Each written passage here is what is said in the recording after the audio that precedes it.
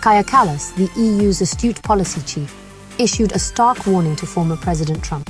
She cautioned against allowing Putin to drive a wedge between the United States and Europe. Her message was clear. Any attempt to resolve the conflict in Ukraine without Europe's full participation is destined to fail. Kallas's warning was not a mere political posturing. It was a carefully considered message rooted in the shared history and values of the transatlantic alliance.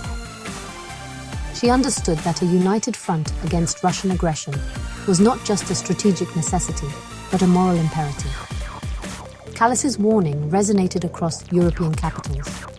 Leaders and policymakers echoed her concerns, emphasizing the need for a cohesive and coordinated response to Russian aggression.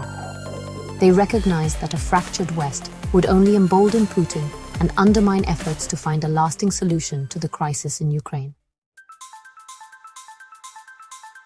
Kallas's warning came in response to the unexpected talks between the United States and Russia in Saudi Arabia. While the talks were ostensibly aimed at re-establishing diplomatic ties, the optics of the meeting raised eyebrows in Europe. The agreement to reopen embassies and re-engage geopolitically and economically, while seemingly positive, fueled anxieties about a potential U.S.-Russia rapprochement at the expense of Ukraine. European officials expressed concern that the United States might be tempted to strike a deal with Russia without fully considering Ukraine's interests or Europe's security concerns. This fear, while perhaps exaggerated, highlighted the deep mistrust and uncertainty that had crept into the transatlantic relationship. The lack of transparency surrounding the talks only amplified these anxieties. European leaders felt left out of a critical discussion that had direct implications for their security and strategic interests. This perceived exclusion further strained the transatlantic bond, playing into Putin's hands by sowing discord among Western allies. Putin, a shrewd strategist, thrives on division among his adversaries. A fractured West, unable to present a united front, plays directly into his hands.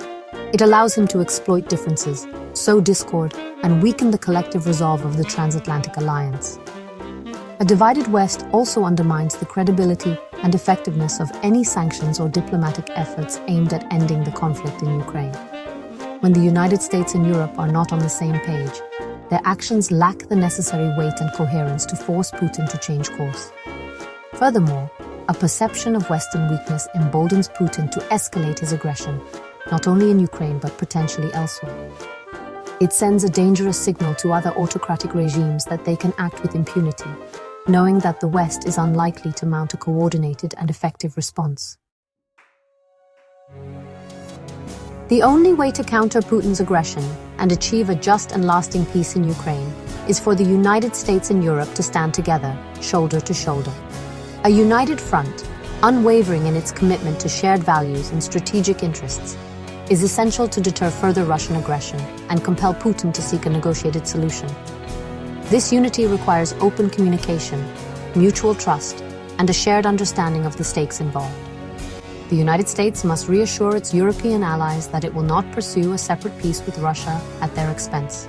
Europe, for its part, must continue to provide unwavering support to Ukraine, while also engaging in meaningful dialogue with Russia to find a diplomatic solution. The path to peace in Ukraine will be long and arduous. There will be setbacks and disagreements along the way. But one thing is certain, without a united and resolute West, Putin will continue to hold the upper hand, and the prospects for a just and lasting peace will remain elusive.